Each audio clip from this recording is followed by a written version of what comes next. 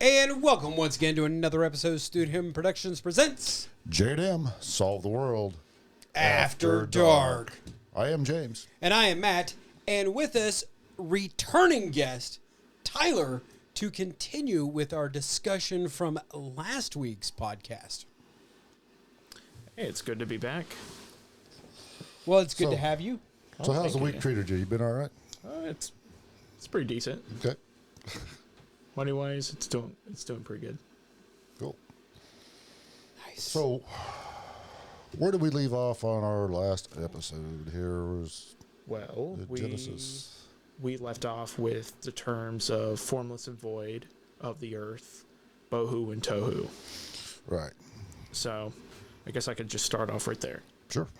So from the term of bohu and tohu, it refers to, like, I'm going to give everyone a reminder. Okay. If, Yeah. if they have Sure. it, like, Yeah. so bohu and tohu is referring to the formless and void of earth. Now, what I discussed before is that if it's supposed to be taken literal as literal material creation, then how does formless and void make sense if the earth is already there? Right. And so what I want to do... Is it an empty sphere? Yeah, it's a whole sphere, but it's empty. Right. Like, what? Yeah. No. So looking into bohu and tohu, we could see here. Let's go back just a little bit on the Hebrew phrase bara, create. Okay. And so Genesis 1 should be understood as a dependent clause, and God says the first creative act doesn't begin until verse 3. And God said, "Let there be light." Mm-hmm. Now, we still have to carry that, that purpose and direction, which will be explained in the tent of the tabernacle. There are 3 intimate circles, which is recognized by scholars such as Joshua John Van E. and Michael Jones, Christian apologist, that I learned this from. Right. I actually spoke to him. Oh, really? Yeah, on Cool. Instagram, I asked him a question of what would be the strongest evidence for God, and he suggested the Quantum God series that he done, which basically explains that through recent experiments, that conscious observation is what activates reality. Particles, like whenever we look at particles, the fabric of reality activates, and it creates a platform, like video games, for an example, like a PS3. Like, I don't know if you heard, like, SimCity. Yeah, so whenever you venture into a new area, the particles are activated, but whenever you leave it, it's not like they're out of existence, but they're less focused. So they don't, like, really react. But maybe a discussion later on, whenever I get into that. But, where was I? Oh, yes. So going on to... So Genesis 1:1 doesn't imply an absolute beginning of time, but like other creation accounts from that time, explaining the Enuma Elish, the Assyrian Carrefour tablet, and the Shipi... I can't pronounce it. It's the second account that I explained, but it's not in the means of trying to copying each other, but it's basically about, they culturally understood this. They were trying to profound, what happened with these waters, this chaos. What was its purpose and direction? And this is how God did it.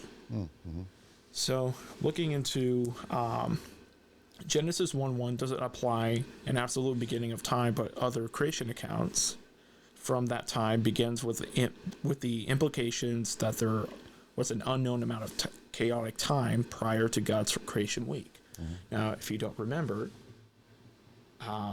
so think of it as this: God creates a universe 13.8, well, 14, between 13 to 14 billion years ago. He would, let the universe settle in heat, or enduring that chaotic state, he's bringing purpose and direction to the materials or the functions. So the chaos, the unproductivity and unpurpose becomes purposed and productive. He's taken the laws of physics, the laws of gravity, electromagnetic laws, and like a whole bunch of groups of that. Right. If I'm correct, he's a young Earth creationist. I don't really agree. Obviously, I don't agree that the Earth is like 6,000 years old, but he lists about 146 principles or constants in the universe that need to work out in order for not just the universe to be, be stable, not to collapse on itself, but also for life. So you could say, from looking into physics, that the laws of nature were intended for life, if you look closely with detail, which I'd like to do one day. But so back to the Genesis 1:1 and formless and void, we need to next go over the issue where the word we commonly translate as create. So whenever the phrase, when God began to create the heavens and the earth, it's the Hebrew phrase bara. Bara doesn't just necessarily mean material creation, but it also means establishing. And so, for an example, bara refers to God bringing out a new activity, and not necessarily a new thing. For instance, Psalms 151 verse 10, it says, God create in me a clean heart, O God, renew a right spirit within me. It's not like talking about like, hey, God, create a literal new heart because I lost mine, it kind of vanished. I'm still somehow still alive. I need a heart transplant. This one's bad. Yeah. It's talking about, it's not asking for a new material heart, but God assigning one's desires a new function, from spiritual deadness to spiritual life, a productivity to purpose, direction. Right. Another passage I would say would indicate, barying, to establish, is Isaiah 57 verse 19, creating, barying, the fruit of the lips, peace to the far and to the near, says the Lord, and I will heal them. This speaks of God assigning praise upon the lips of Israel, and the whole context, it's about God transforming the mourners of Israel, not creating them out of nothing. Another passage is Isaiah 65 verse 18. But be glad and rejoice forever, in which I create bara.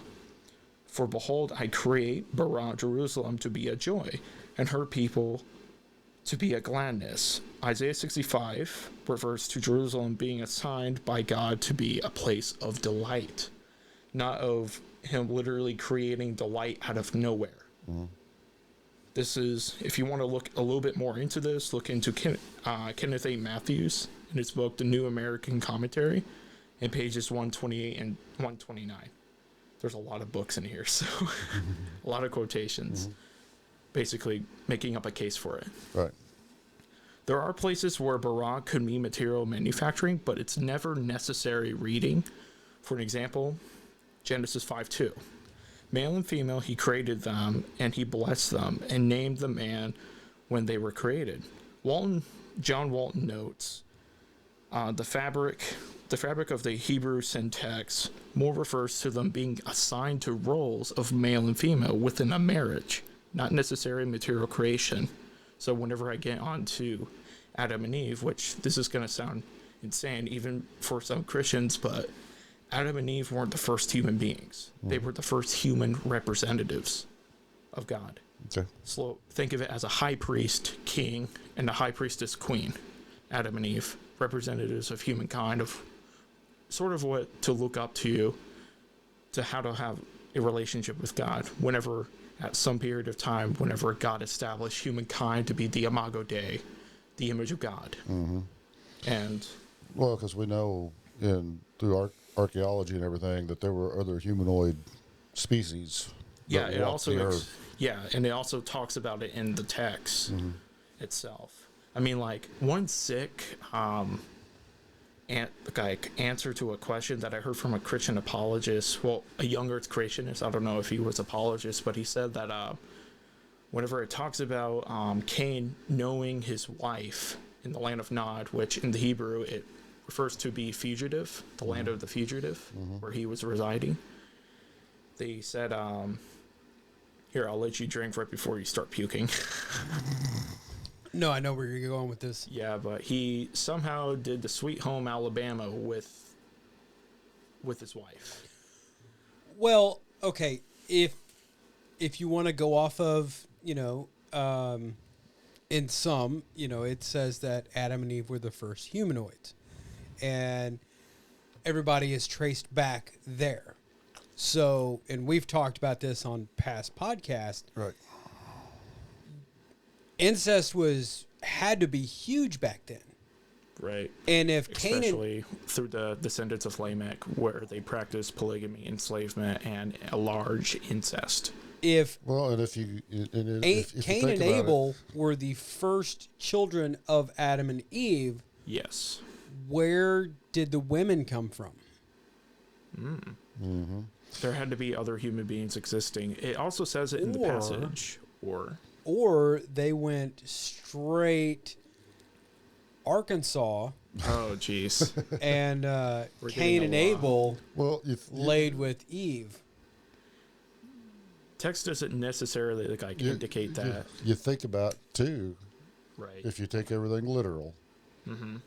then Adam and Eve were the first humans. Right. There was a lot of incest, and then mankind grew, and it got huge, and it was sinful, and God said, you know what? I'm going to wipe it out. 40 days and 40 nights. And they said, that Noah dude's, him and his family are pretty good people. Pretty righteous. We need to save them. So tell Noah how to build an ark. So they did. Now there's no humans left on the earth. So there's got to be some incest there because Noah had daughters and sons who had wives and husbands and stuff. But still. Yeah. I mean, I haven't gotten to that part yet. Ann's goat herd out there. We try not to, daddies don't breed the daughters. Yikes. Damn you, Dwight. Yeah, shout out Dwight. God. Asshole. I liked your video, by the way, buddy. Oh, gosh. Solid. No, go ahead. But, Sorry to get off on our tangent. No, you're fine. But so from the examples of the scriptures that I gave, Isaiah 59 verse 19, Isaiah 65 verse 18, whenever it's talking about God creating, more about establishing roles of joy or transforming the person's heart in Psalms 51 verse 10. It's not necessarily talking about literal material creation, but more about where it's the purpose and direction from transforming from what this material will do and directing it to something else. Creating me a clean heart of unrighteousness is now transformed into a heart of righteousness, not literal heart transplant. But, right. So thus also bara could at times be referring to material manufacturing out of nothing. It is not necessarily a reading anywhere in the Hebrew scriptures. In order to really get an idea of what bara means, you have to look at the context of the passage and where in the lenses of the eyes of how it's written. That obviously that's how ancient texts are supposed to be read. Mm-hmm. Yeah, Wait, are you saying that stuff is taken out of context? Yeah, people believe the stuff that's taken out of context. Of course, you got to also remember too. Back then, probably up until 200-300 years ago, the only people that was able to read were the scholars and the priests and stuff, and so they read it and they told the people, this is what you have to believe. The people couldn't read it for themselves back then, That sounds like modern day Afghanistan. Oh, gee. Or even if I'm correct, the Roman Catholic. Nothing against Catholics here, but if I'm getting this correct, I think I might be wrong, but time where Martin Luther was around, before the printing press, which was a very big advancement for productions of Bibles. Yeah. So he wrote down the 95 Thesis and what they were doing wrong, and they basically what they did was that I learned this from Mr. Lennox. He was my history teacher back in Aurora before I moved to Kansas, finishing my rest of the year of, well, my rest 2-3 years of high school. He said that, you know, whenever they discommunicated him from the Catholic Church, they took away his passport card to heaven. But it literally says in the scriptures that Christ saves you by faith. Right. Well, like through faith because of the works that he's done. Right. Taking upon our sins and giving it, and basically giving his righteousness to us. But he got excommunicated, so they took his passport away. Okay. I thought that was an LDS thing. I thought that was a Latter-day Saints or a Scientology thing. Might be, but Scientology, you that's know, different whenever world. you speak something against Scientology, when you're in Scientology, you're never heard again. Leah Ramey. Yeah, Leah Rimini. She's got out. And Yep. she's been speaking a lot about it. Oh, God. Yep. I don't know much about it, but I do know one thing. It's a huge cult. Yeah. Yeah. There was a guy who wrote a book, and he left Scientology, but his family stayed. Oh, jeez. And he has no communication with his family. They have earlier Bill Burr was talking about that stand-up that we saw, Stalin doing Photoshop before Photoshop was there, like completely erasing somebody from existence. Right. This guy's family believes totally erased him from their memories. Well, Like blind bliss. He does not exist. I'm going to do you one really close to home here. There was a member of the Mennonite community who decided it wasn't for him anymore. So, I mean, they didn't kill him or nothing. They let him out. But they had a funeral, and he has a headstone, and he is dead to that community. Excommunicado. Holy shoot. Pretty much. He's still alive. Yeah, he's still alive. He's a prominent member of the community and everything, but not of the Mennonite community anymore. They're dead. He's dead to them. That's That's insane. Yeah. God, what is that? Rashma? Ron Springer. Yeah, Ron Springer. That's where the young kids can go out into the At 18. English world, they call it, And they and can- do whatever they want. They can drink, they can screw, they can do whatever they want.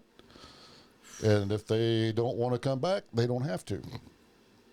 But most of them do because, they was raised in the community and they, Right. I mean, it's a tremendous community when you look at it because they don't send their old people to old folks' homes or nothing. They're all, Right. the community takes care of everybody, but Man. but if you want out, then, all right, see ya, Bob. Yeah. You're dead to us. There was a family when I was in high school in Buffalo.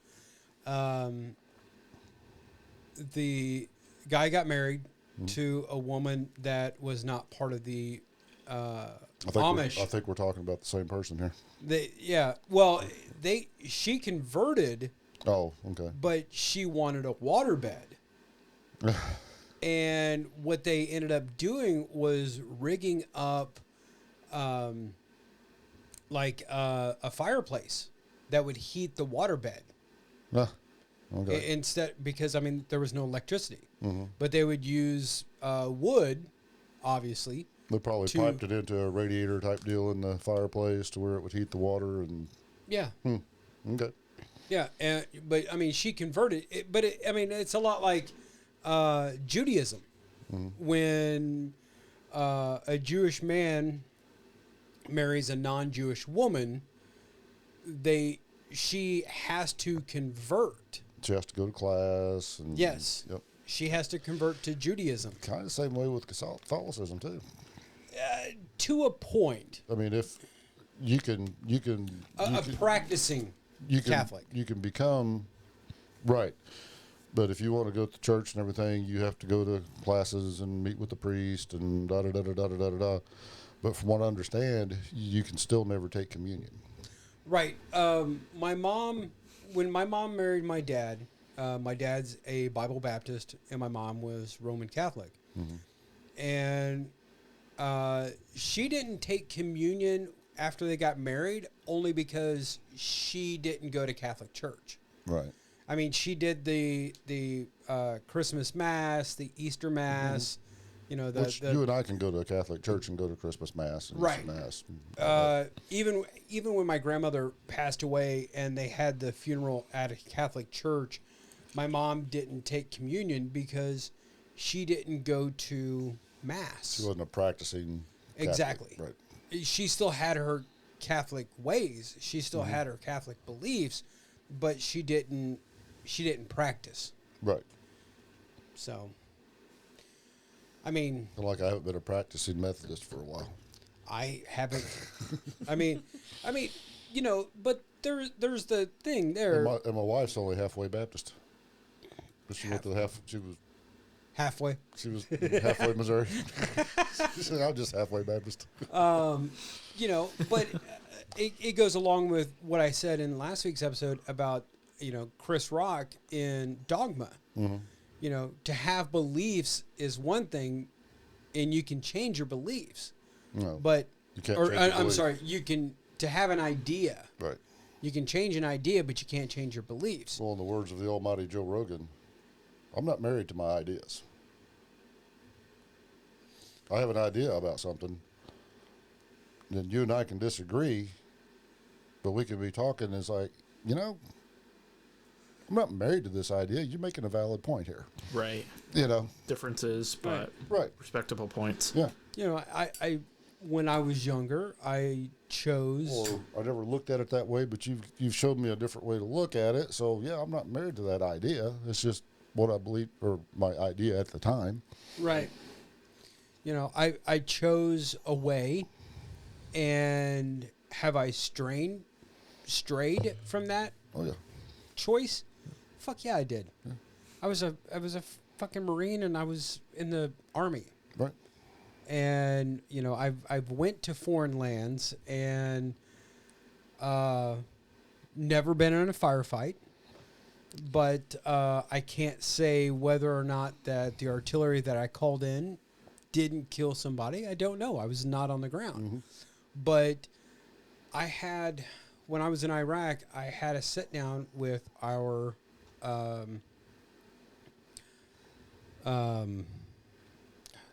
chaplain. And we sat there and we talked. And when he was in college, he was a metalhead. Like straight, like Anthrax, Slayer, Megadeth, Metallica, you know, big four Right. metalhead.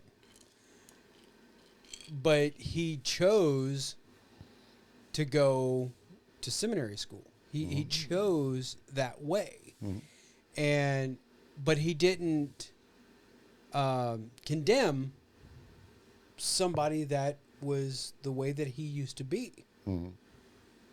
It's you know, it's the whole choices thing. Right. It's like I'd said before, humans have free will. We have our choices. And I asked him, you know, the thou shalt not kill. You know, how does that set with soldiers? Actually, like in the Hebrew, it's actually not supposed to be translated as "thou shalt not kill," but it's actually "thou shalt not murder." There's a different. I forgot what the Hebrew phrases are. Like, Hebrew is a very specific language, Right. and like for an example, for if you want to use the word for male, there's two phrases for it: zachar, which means older male, and yaled means younger male, young boy. And so, like, I'm pretty sure there's like two Hebrewic phrases for murder and kill.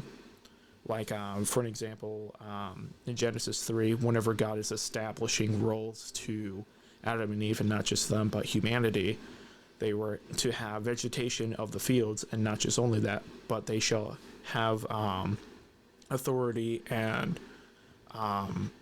forgot look like what the other word is. The domain. Yeah, domain and dominion over the animals. If you look Right. at those Hebrew phrases, those aren't those are friendly Hebrew phrases. Several times they refer to as an evil king tyrant that is ruling over its own people, or a smashing of a wine press, an oppression. So creation was unproductive in a sense, but God brought forth humanity to take over that, over creation.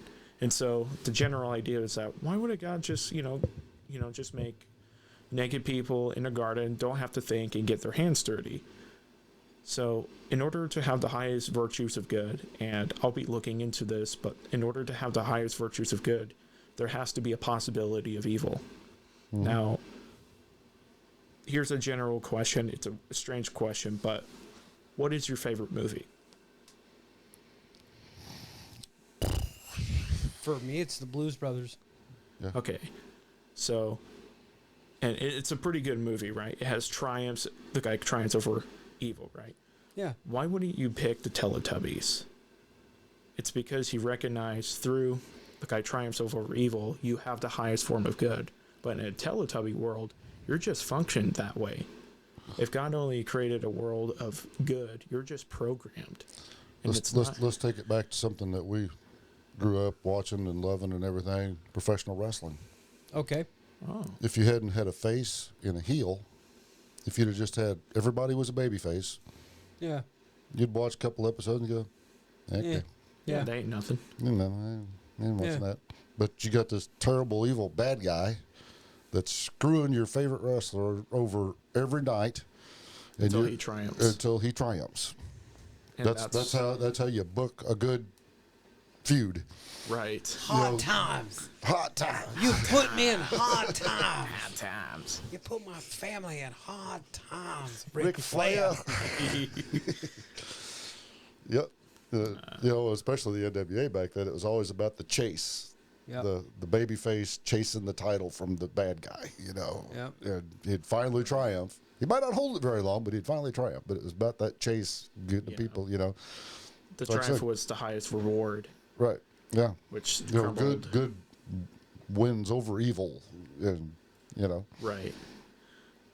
So, Jerry the King Lawler beating the evil Hollywood star Andy Kaufman. Yep. I have no idea, but I could probably understand your point. The movie Man on the Moon. Man of the Moon. It's about Andy Man Kaufman. on the Moon. Andy Jim Kaufman Jim Carrey plays Andy Kaufman. Andy Kaufman was a comedian back. You ever heard of the show Taxi? Taxi. He played Danny DeVito. He played Latka Yeah. on Taxi, and he was a comedian, stand-up comedian, and everything. Yeah, it's But a very interesting story. he was one of the first comedians to really play on the emotional. Well, what he did was he started this deal. He created a title belt for himself called the Intergender Championship, Oh, jeez. and he would take on women anytime, anywhere, These hands are E for everyone. Yeah. And if they could beat him, what was it, in 10 minutes or something like that, they get like $5,000 or something Yeah. like that. Of course, and there were some big women that tried him and everything. Of course, I'm sorry, men are just constructed different, and they'd get gassed, and he'd beat them. It was all real. It was all a shoot. gosh. I mean, they were real wrestling matches. Oh, gosh. Well, Jerry Lawler in the Memphis territory heard about him and everything, and they said, "Hey, would you like to come in and do a show at our event here?" So he come in and done it. Of course, he had the crowd totally against him because it's this man, beating up women. I mean, it wasn't a fight, it wasn't a fist fight, but it was a wrestling deal. Yeah. And Gosh. he ended up after he pinned this one gal, and I can't remember her name. She was a big black girl. Yeah. He just started rubbing her face in the mat and everything. The crowd wanted to kill him. I mean, they just got it going. Just gnawing their teeth at him. Yeah, Just and so- disgust. And it was over with, and Lawler and Jared were sitting there going, "We can make some money on this." Oh, jeez. So they called Andy and said, "Hey, would you want to come back next month? He's like, yeah. Well, they done the deal on TV where Lawler was going to train this girl because she almost beat him, but he outlasted her and he beat her. Right. And then he disgraced her, Yeah. No, he didn't disgrace her at that point. No. Almost beat her. Anyway, she comes back in. Lawler trains her, everything. Doesn't tell her that wrestling is a work. She thinks this is real, that she's going to try to beat this guy. So they have the match. He beats her again. Then he starts rubbing her face in the mat and everything, and some people on the outside said, Jerry, think you ought to do something about this? So he jumped in there and shoved Kaufman off of her. Well, that started the feud between the two. Oh, jeez. And Lawler ended up giving him a pile driver. That's where they put their head between their legs and they pick them up and boom, plant their head into the mat. Damn. And Kaufman sold it. And in fact, Jerry gave him 2 of them. And Kaufman's laying there going, get me an ambulance. Oh, gosh. And they're like going, okay. And they go up, Jerry's like, he wants an ambulance. It's like, well, he ain't going to paying for an ambulance. And they go over and say, Andy, we're not paying for an ambulance. He's like, I'll pay for it. Get an ambulance. So they brought an ambulance in. They carted him out. They took him to the hospital. Stayed there 3 days because he kept telling them, no, my neck is screwed. His head never hit the mat. Jerry knew how to do it. He just, he wasn't hurt. But he was selling this whole thing. He spent 3 days in the hospital. Never sent the company a bill. He paid for everything out of his Wait, pocket. he was pretending? Yes. Yes. What? He paid for everything out of his pocket, kept this feud going. They made a ton of money. Kaufman never cashed a check. He never told his family it was a work. He never told anybody that it was all a work. Wow. It wasn't. It wasn't and until Jerry. until that movie, Man on the Moon, came out, that Kaufman's family realized, oh shit, we've been had. They hated Jerry Lawler for years because they thought that he put their son in the hospital. Because Jerry Lawler and Andy Kaufman were great friends. Mm-hmm. And it wasn't until Jerry Jarrett was switching banks and he had to clean up all of his books and everything that they realized that Andy Kaufman never cashed a single check. My gosh. He just done it just because he loved it. Yeah. Jeez. And no, it wasn't at the movie. It was at Andy's funeral when Jerry showed up. Okay, yeah.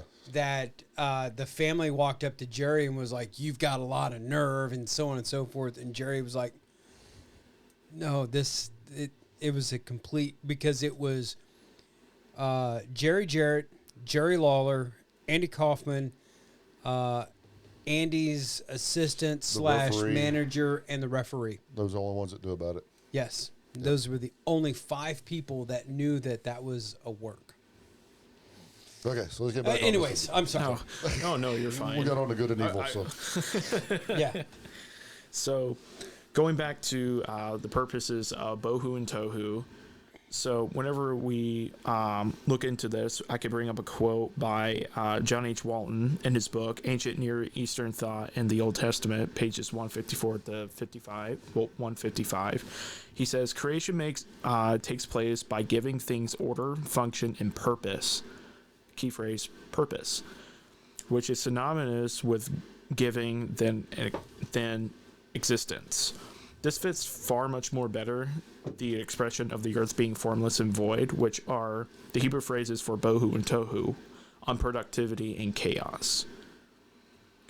We translate this as formless and void, but it doesn't really capture the Hebraic meaning of the words.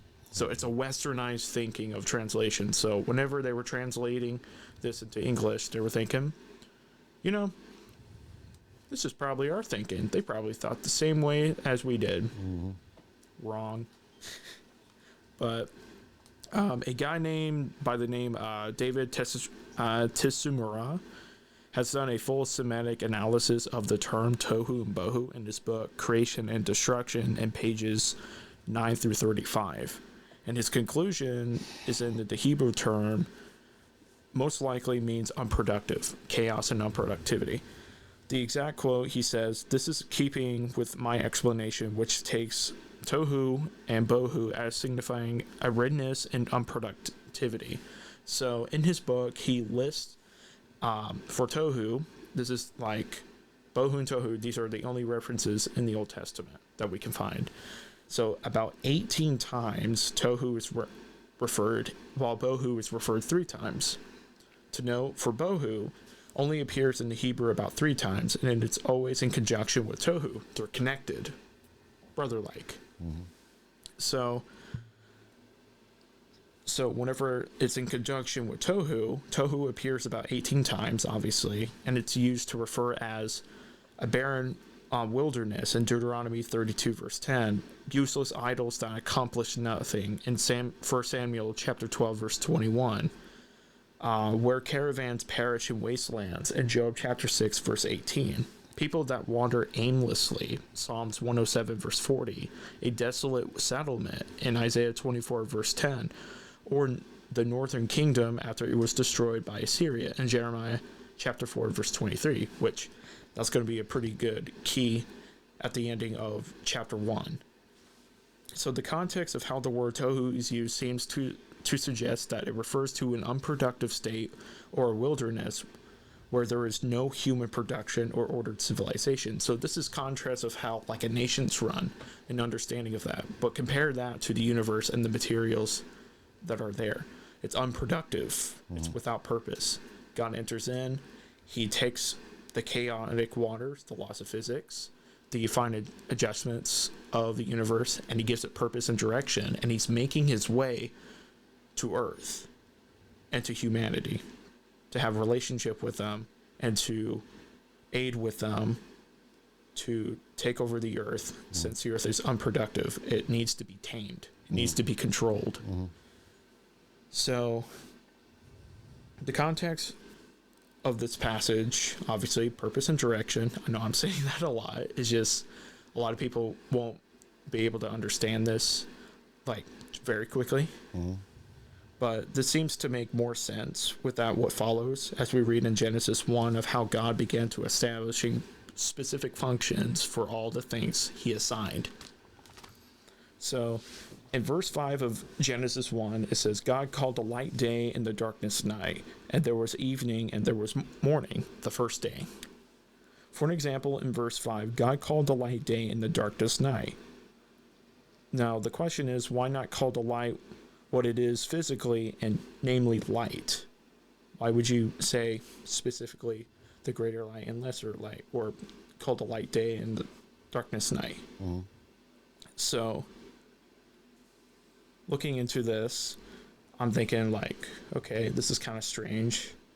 So I started digging in a little bit further. So whenever looking into this, God calls a light by how it is. He's calling it how it's functioned on Earth, namely to be for the day, and the darkness is to be a function for the night. Not literal material creations, because light is literally there. And then the luminaries, so day 1, light is called forth. Not literally created, but called forth. And then on day 4, the lesser and greater lights, the luminaries, are established. What is the material's purpose and direction? Day 1, he calls forth the material, and then day 4, he gives the material purpose and function. It's plan for humanity. Mm-hmm. So Genesis 1:14 says, and God said, let there be lights in the expanse of the heavens to separate the day from night, and let them be for signs and for seasons and for days and years. On day 4, we see that the great and lesser lights are assigned to mark seasons, days, and years. That's its purpose. God calls it forth. God calls forth the material, day 1, and he gives it purpose and direction in day 4.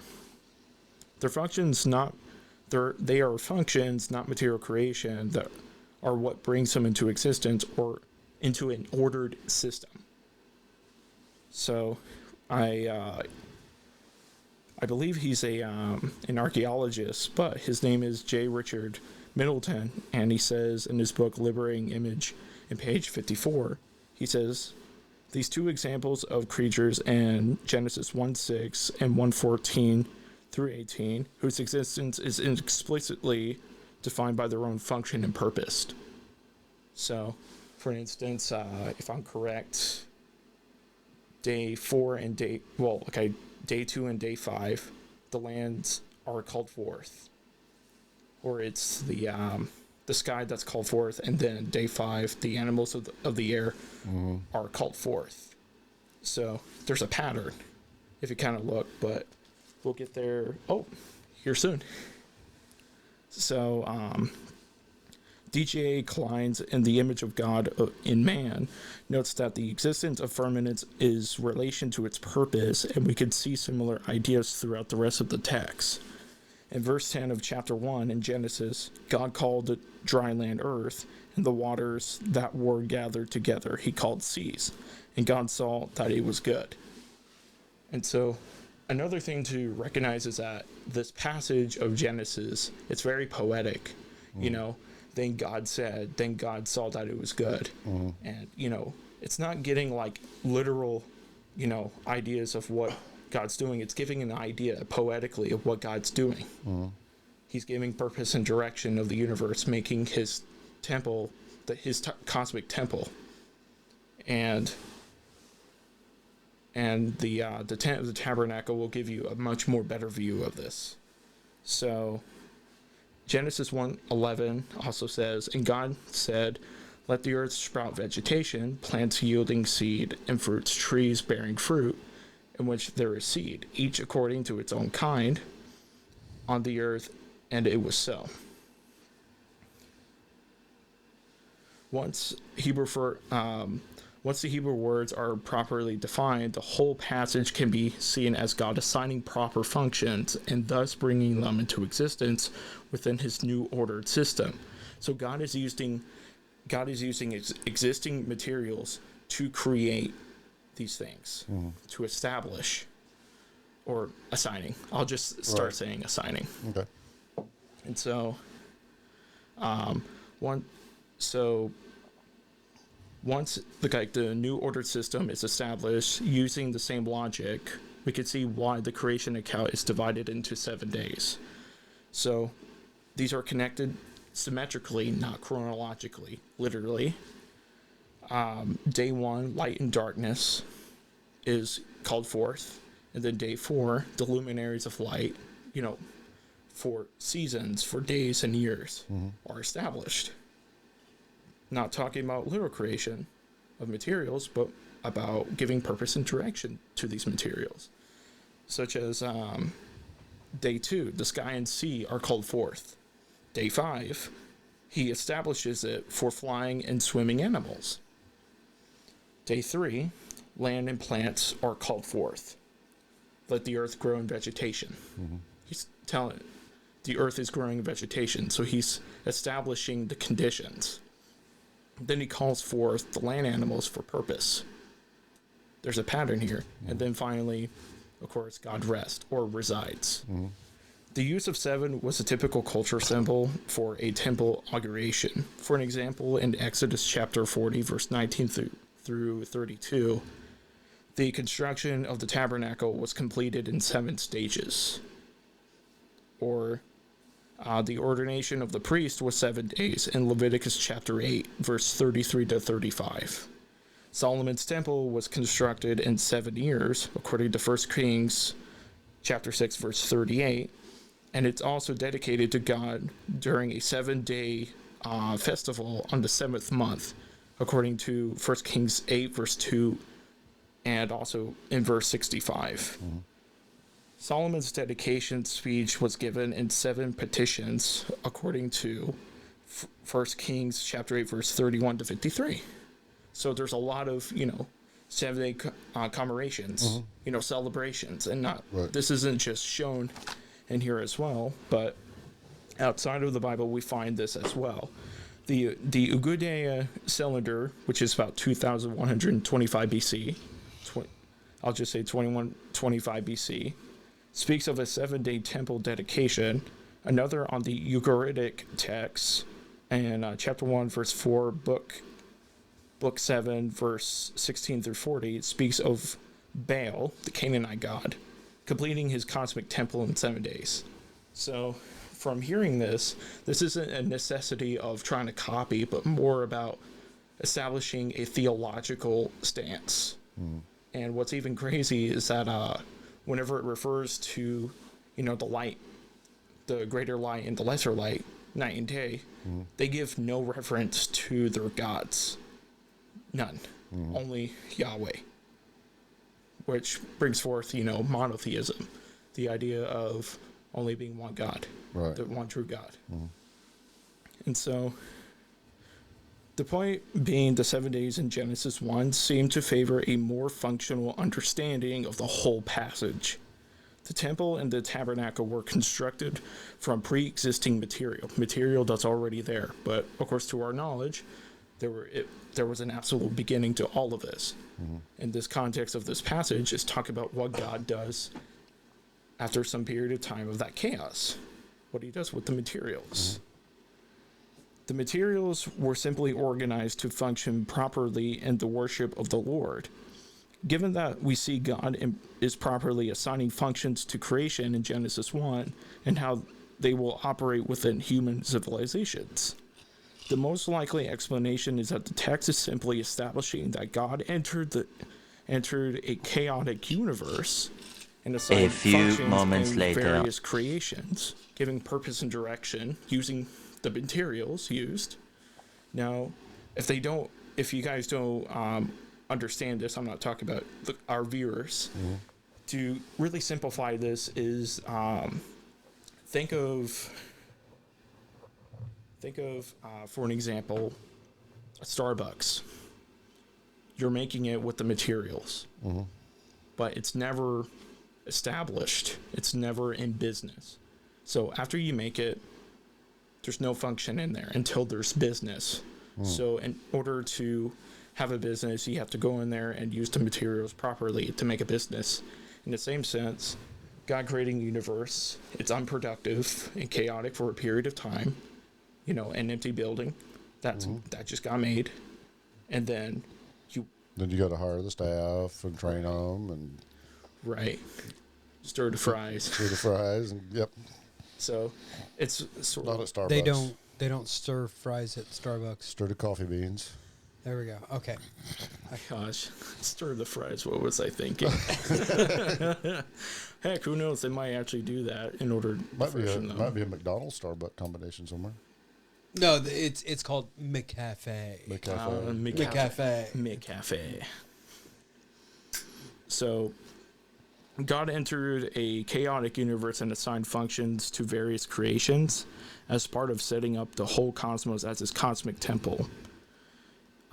It's not about material manufacturing, but establishing the cosmos as his temple and properly ordering things to work for culture and society, for human beings. John Walton gives a good example. Obviously, the Starbucks example. The materials are set there, the entire place is made, but it's not functioning. It's an empty room until there's people that go in there and give it purpose and meaning to create a business. In the same sense, God creates the entire universe with the chaotic waters, and he goes in there and gives purpose and function. He uses the existing materials that was needed in order to bring forth order and purpose. So this is also apparent with the order of days. Commentators have noted for years that how the 6 days of creation are a mirrored structure. So whenever you guys look into the days 1 through 7, it's not supposed to be taken literally because it just doesn't make sense if you're trying to take it literal. How on earth could there be light whenever there's luminaries of light, lesser and greater lights on day 4, whenever light is supposedly created in day 1? So there's a pattern here, a symmetrical pattern, not a chronological pattern.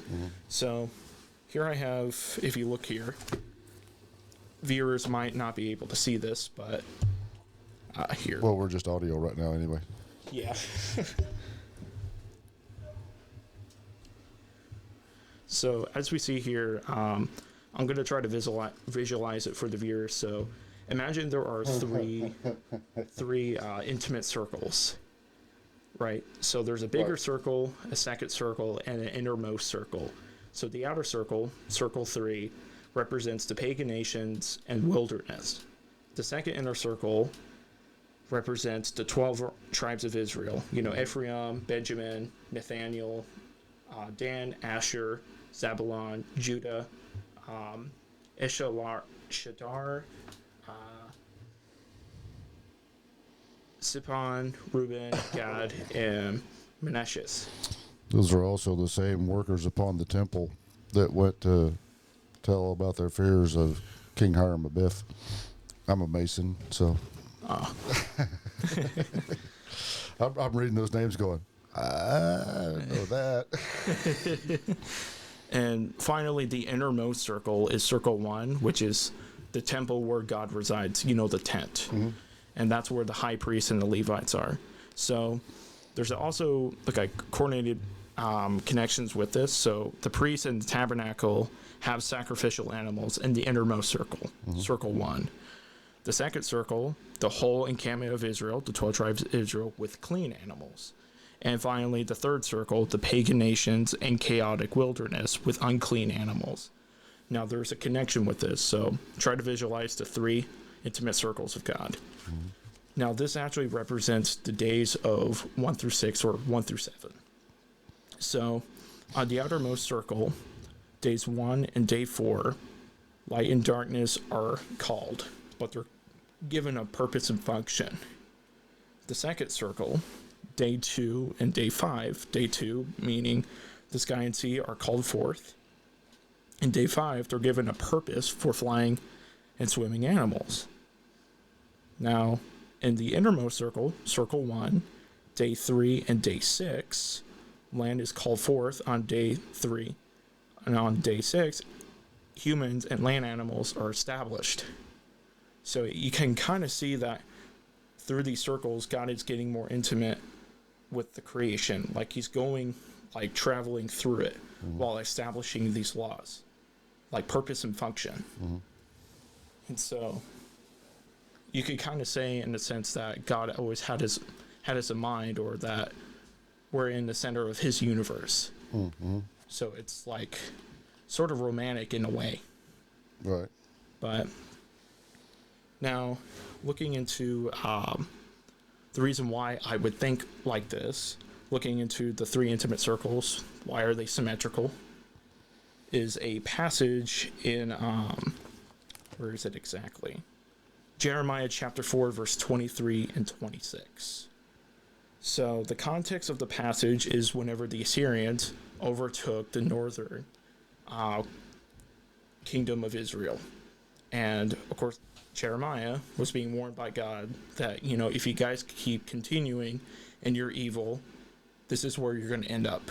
So you need to, like, you know, switch your ways, you know, repent, stop doing these evil things, because whenever you go down a path of evil, my hand of protection will be taken off of you.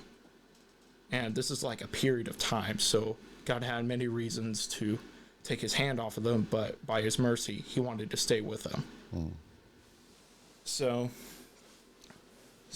if we start off at verse 23 to 26, it says, I looked on the earth, and behold, it was without form and void. Those 2 Hebrew phrases, tohu and bohu, are shown right there. And to the heavens, and they had no light. I looked on the mountains, and behold, they were quaking, and all the hills moved to and fro. I looked, and behold, there was no man, and all the birds of the air fled. And I looked, and behold, the fruitful land was a desert, a barren wasteland. And all of its cities were laid in ruins before the Lord, before his fierce anger. Now, this is kind of interesting, because this seems like the reversal of Genesis days 1 through 7. You know, God called forth the light, but in this passage, it says there's no light. Or that whenever the earth is described as formless and void, it says that the land of Israel was without form and void. So, if you kind of look at it closely, there's a reverse of what's happening. Now, let's just say Genesis 1 is talking about a literal material creation. And this is talking about the reversal of that. Are you really suggesting that for me to believe that the Assyrians defeated Israel and they somehow, Israel literally got evaporated out of the space-time continuum? I mean... Maybe they had nukes back then that we didn't know about. Yeah. So it's kind of ridiculous to suggest that way if somehow, for some odd reason, it's supposed to be suggesting a literal material creation, but it's showing the reverse of this. Instead of establishment on productivity is happening. It went from being a very good productive state to a unproductive state. And if Genesis 1 is supposed to be talking about literal material creation, and this is the reversal of it. Jeremiah chapter 4, verse 23, verse through 26, meaning without form and void, having no light, there was no man in the fields, all the birds fled.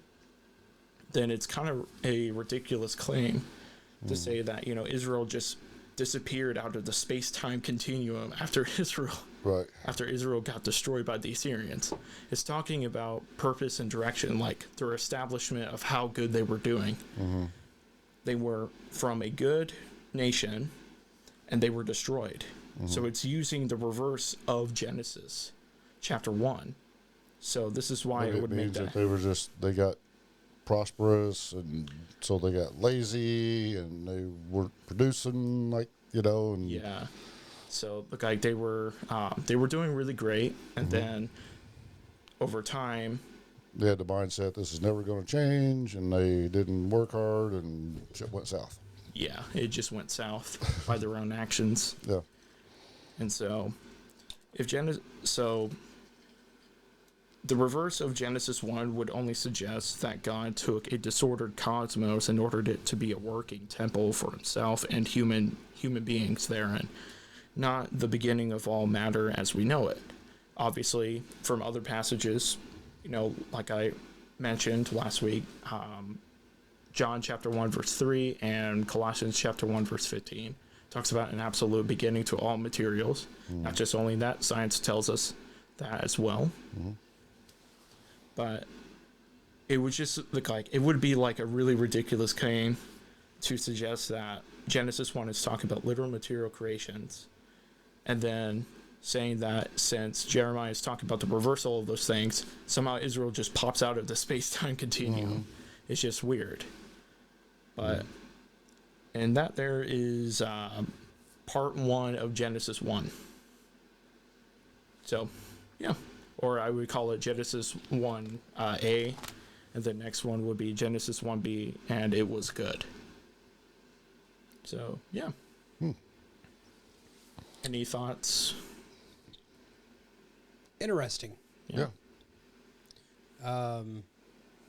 Definitely want to go back through and readjust my idea of when I studied the Bible when I was in grade school. Right. Yeah, because we were kind of taught, when I remember as a little kid asking Mom, I was like, well, how did God create everything in 6 days? Right. And she's like, well, she goes, maybe days weren't measured the same then. Maybe a day was 1,000 years. Right. Or something like that, and I'm like, okay. And I asked my dad the same thing because I knew he was in World War II. He fought in Germany. Right. And, of course, you read the Ten Commandments, thou shalt not kill. Right. And I said, Dad, because I'm a little kid. Right. I was like, it says thou shalt not kill, but you were in the army, and he goes, that was kill or be killed, son. Right. Well, it's and different, but like you said, the kill is more thou shalt not murder. Right, the unjust killing life. And I can't remember which comedian, it's probably George Carlin, talking about the Ten Commandments and how so many of them have a similar meaning to another one. Right. He said there's basically 3. Don't kill, don't steal, don't fuck your neighbor's wife. There it is. Yeah. I mean, but okay, so like I've mentioned the show before, Lucifer. So in the show, this guy, Lucifer goes back to hell to rule over hell. On Earth, he's gone a week, but in hell, it's been 1,000 years because time moves differently Well, yeah. in the celestial beings, if you will. Well, So, I mean, if you just look at our solar system, a year on Mars is a lot longer than a year on Earth. right. Because we measure time by how many revolutions we make around, how many times our world rotates. Yep. 24 hours, that's a day. And the Earth goes around the sun completely in 365 point blah, blah, blah, blah, blah, blah, blah days. Wait a second. You mean we revolve around the sun Yes. and the sun doesn't revolve around us? No. I mean, And the Earth is not flat well, I know the earth is not flat. because you've been around it, so you know. I'm Yes. convinced it's a donut. Changed my mind. Okay, I'm sorry. You look very confused. No, I'm trying to Oh, figure you're one out. of them hollow Earth theorists. Oh, don't get me started on that. Come on. Because I have flown from California to Alaska to Japan. And if that's a donut, that's a big fucking donut. Because I've also sailed from California to Guam, to Singapore, to Africa, to Australia, to Hawaii, back to the States. Okay. So I have been to Australia and I've been to Alaska, and that's a big fucking donut He size. was on one side of the donut. I never said any of that, so I have whatever you guys flown heard, it from- never happened. Kentucky to Maine to Ireland to Germany to Kuwait to Kazakhstan to Afghanistan and back. So, if de facto, the Earth being flat is bullshit. Because So is it a donut? no, I don't even think What- it's a donut. What is it they say if you're in a perfectly open, flat area Yep. of the world, Mm-hmm. the furthest you can honestly see is what, 40 miles because of the curvature of the Earth? Exactly. You know, if you were, no trees, nothing, no hills, no nothing. Kansas. Yeah. The farthest you can physically see because of the horizon is about 40 miles Yeah. because of the curvature. And I kind of, and what really made me think about the curvature of the Earth was when we was up at Buffalo, New York. Mm-hmm. And on the way back, we took a side road to get close to the Lake Erie. And we found a spot where we could go down to the lake. Mm-hmm. And we're standing there. And it looks different than the ocean. Because looking at Lake Erie, it looked like that son of a bitch was probably 60 feet higher than where we were standing. Right. I mean, you're like, why is that not crashing down on us here? I mean, it was just weird. I mean, it's a freaking lake, but you can't see the other side. Right. Oh yeah. Now, here's something that goes against the whole flat earther thing. If we're a flat earther, or if we're a flat earth, where's all the water go? And if the Earth's spinning, how come we don't get spun off of it if we're flat? And what's on the bottom side? Is it another Earth just like ours? Here's a better question. If we're a flat earth, why haven't cats pushed us off yet? That's true. Just like Sully did to the ashtray earlier. I'm just saying. Because they're like, For those of you just listening at home, I'm pushing an ashtray across the table. I mean, cats are assholes. Can be. No, it's not a can be at all. Even your favorite cat, when you get home, they're like, "Hey, how you doing?" Nah, fuck you. I don't care. Yeah. Or, hey, two-legged person, I can see the bottom of my bowl. I don't care that it's 3/4 full. I can Right. see the bottom. Right. Fill it. Clean my litter box. That's how my brother's cats are. Like as soon as they reach the bottom, Jules just looks up, starts like crying. Just His cats are the same way. I think sometimes shaking the tray doesn't fix it. It's because they can just eat it a little bit and then they'll just start whining at you. You gotta fill it up. I've got an idea here, because you're yawning. But this is such an interesting conversation. I don't think we can do this all Oh yeah, definitely not. in 2 podcasts. Yeah. Definitely not. So I think we need to have him back on once a month, maybe. Possibly. Yeah. And we can, because we're at page 22. You got 95. Yeah. Just Genesis 1 through 11. Right. Yeah. He hasn't gone through the other books yet. Yeah. I haven't went past chapter 1. This is what you've just heard was part 1A. This is part 1B. Yeah. If for our tens of listeners, he is not a scholar. He is not a. He's just taken this upon himself to research. Mm-hmm. And I commend you. I mean, how old are you? 20. 20? Yeah. Yeah, when I was 20, I was just thinking about pussy and fast cars.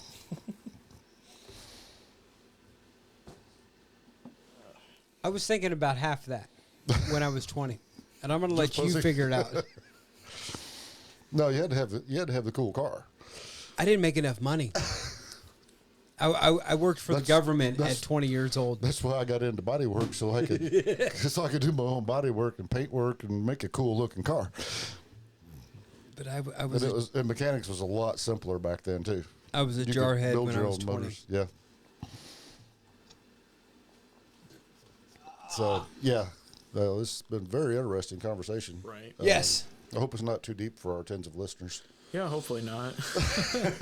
I tried repeating some parts over and over again. Oh, they're fine. Yeah. But You know what? And we're going to allow the listeners at this point to tell us whether we need to go further or we're good. Mhm. So, in the comments down below, you're going to, Do you want to hear the rest of the story?